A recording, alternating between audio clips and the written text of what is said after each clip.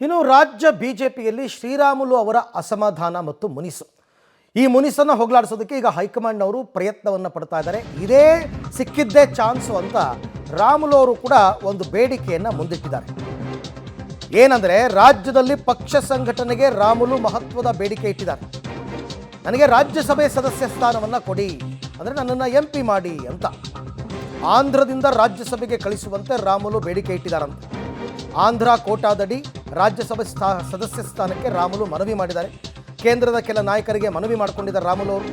Delhi election ಬಳಿಕ BJP ನಾಯಕರನ್ನ ಭೇಟಿ ಮಾಡ್ತಕ್ಕಂಥ ಸಾಧ್ಯತೆ ಕೂಡ ಇದೆ. ಆ್ಯಕ್ಚುಲಿ ಅಲ್ಲಿ ಆಂಧ್ರದಲ್ಲಿ YSRCP ಪಕ್ಷದ ರಾಜ್ಯಸಭೆ ಸದಸ್ಯ ವಿಜಯ್ ಸಾಯಿ ರೆಡ್ಡಿ ರಾಜೀನಾಮೆಯನ್ನು ಕೊಟ್ಟಿದ್ದಾರೆ. 4.5 ವರ್ಷ ಅಧಿಕಾರ ಬಾಕಿ ಇರುವಾಗಲೇ ರಾಜ್ಯಸಭೆ ಸದಸ್ಯ ಸ್ಥಾನಕ್ಕೆ ಅವರು ರಾಜೀನಾಮೆ ಕೊಟ್ಟಿದ್ದಾರೆ. ಹಾಗಾಗಿ ಈಗ ರಾಮುಲು, ನಾನು 2 ಬಾರಿ ಸೋತಿದ್ದೀನಿ, ರಾಜ್ಯದಲ್ಲಿ ಪಕ್ಷ ಸಂಘಟನೆಗೆ ದುಡಿತೀನಿ, ಹೀಗಾಗಿ ಆಂಧ್ರದ ಕೋಟಾದಡಿ ರಾಜ್ಯಸಭೆ ಸದಸ್ಯ ಸ್ಥಾನವನ್ನು ಕೊಡಿ ಅಂತ ಮನವಿ. ಕೇಂದ್ರ ಸಚಿವ ಪ್ರಹ್ಲಾದ್ ಜೋಶಿ ಅವರಿಗೆ ಕೂಡ ಮನವಿಯನ್ನು ಮಾಡಿಕೊಂಡಿದ್ದಾರಂತೆ ಶ್ರೀರಾಮುಲು, ಇದೇ ಚಾನ್ಸು ಅಂತ. ಬಟ್ ಅದಕ್ಕೆ ಹೈಕಮಾಂಡ್ ಒಪ್ಪುತ್ತಾ ಇಲ್ವಾ ಏನು ಅಂತಕ್ಕಂಥದ್ದು ನೋಡಬೇಕು.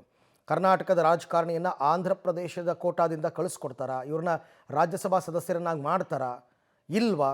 ಒಂದು ಕಳೆದ ವಿಧಾನಸಭಾ ಎಲೆಕ್ಷನ್ನಲ್ಲೂ ಶ್ರೀರಾಮುಲು ಅವರು ಸೋತರು ಬಳ್ಳಾರಿ ಗ್ರಾಮೀಣದಿಂದ. ಪಾರ್ಲಿಮೆಂಟ್ ಎಲೆಕ್ಷನಲ್ಲೂ ಕೂಡ ಬಳ್ಳಾರಿಯಿಂದ ಸೋತಿದ್ರು. ಈ ಬಗ್ಗೆ ಮತ್ತಷ್ಟು ಮಾಹಿತಿ ನನ್ನ ಕೊಲೀಗ್ ಅಮರೇಶ್ ಅವರಿಂದ ಪಡ್ಕೊಳ್ಳೋಣ. ಅಮರೇಶ್, ರಾಮುಲು ಅವರು ಕೂಡ ಸಿಕ್ಕಿದ್ದೇ ಚಾನ್ಸು ಅಂತ ಈಗ ರಾಜ್ಯಸಭಾ ಸದಸ್ಯ ಸ್ಥಾನಕ್ಕೆ ಬೇಡಿಕೆ ಇಟ್ಟಿದ್ದಾರೆ. ಫೈನ್, ಬಟ್ ಇದನ್ನು ಹೈಕಮಾಂಡ್ ಪರಿಗಣಿಸುತ್ತಾ, ಅವಕಾಶ ಕೊಡುತ್ತಾ, ಹೇಗಿದೆ ಇವರ ಪ್ಲಾನ್ ಅಂತ?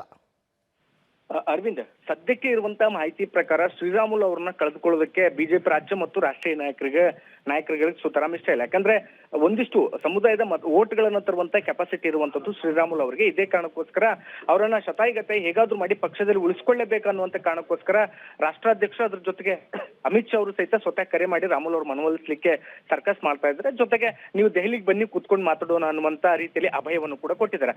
ಆದ್ರೆ ರಾಷ್ಟ್ರೀಯ ನಾಯಕರು ಕರೆ ಮಾಡಿದಾಗ್ಲೂ ಸಹಿತ ಇದುವರೆಗೂ ಶ್ರೀರಾಮುಲು ಅವರು ದೆಹಲಿಗೆ ಕರೆಯಲಿಲ್ಲ. ಆದ್ರೆ ರಾಜ್ಯ ನಾಯಕರುಗಳ ಜೊತೆಗೆ 1-2-3 ಜೊತೆಗೆ ಸಂಪರ್ಕ ಸಾಧಿಸಿದ್ದನ್ನ ಬಿಟ್ರೆ ರಾಜ್ಯದ ನಾಯಕರನ್ನು ಸಹಿತ ಭೇಟಿ ಮಾಡೋದಕ್ಕೆ ಶ್ರೀರಾಮುಲು ಅವರು ಮುಂದಾಗ್ತಿಲ್ಲ. ಇದೆಲ್ಲದಕ್ಕೂ ಕೂಡ ಕಾರಣ ಅಂದ್ರೆ, ಒಂದು ಹಂತದ ಮಾಹಿತಿಯ ಪ್ರಕಾರ ಶ್ರೀರಾಮುಲು ಅವರು ರಾಜ್ಯ ನಾಯಕರುಗಳ ಮೂಲಕ ಒಂದು ಸಂದೇಶವನ್ನ ರವಾನೆ ಮಾಡ್ಲಿಕ್ಕೆ ಮುಂದಾಗ್ತಾ ಇದ್ರೆ, ಅದು ರಾಜ್ಯಸಭಾ ಸ್ಥಾನವನ್ನ ಕೊಡಬೇಕು ಅನ್ನುವಂಥದ್ದು.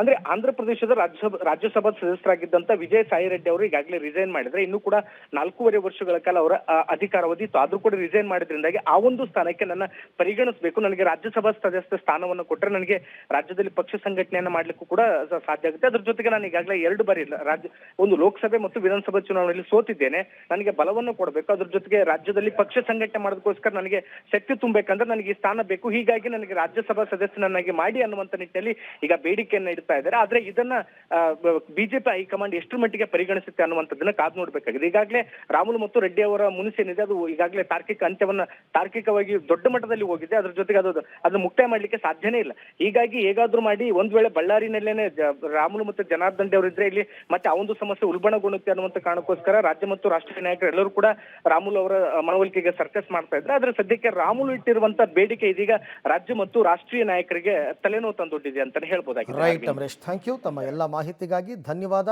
ಬಟ್ YSRCP ಸದಸ್ಯರು ರಾಜೀನಾಮೆ ಕೊಟ್ಟಿರೋದು, ಅವರೇನು ಇವರ ಮಿತ್ರ ಪಕ್ಷ ಅಲ್ಲ, ಹೆಂಗೆ ಕೊಡೋಕ್ಕಾಗುತ್ತೆ ಅನ್ನೋದು ಒಂದು ಟೆಕ್ನಿಕಲ್ ಪ್ರಾಬ್ಲಮ್.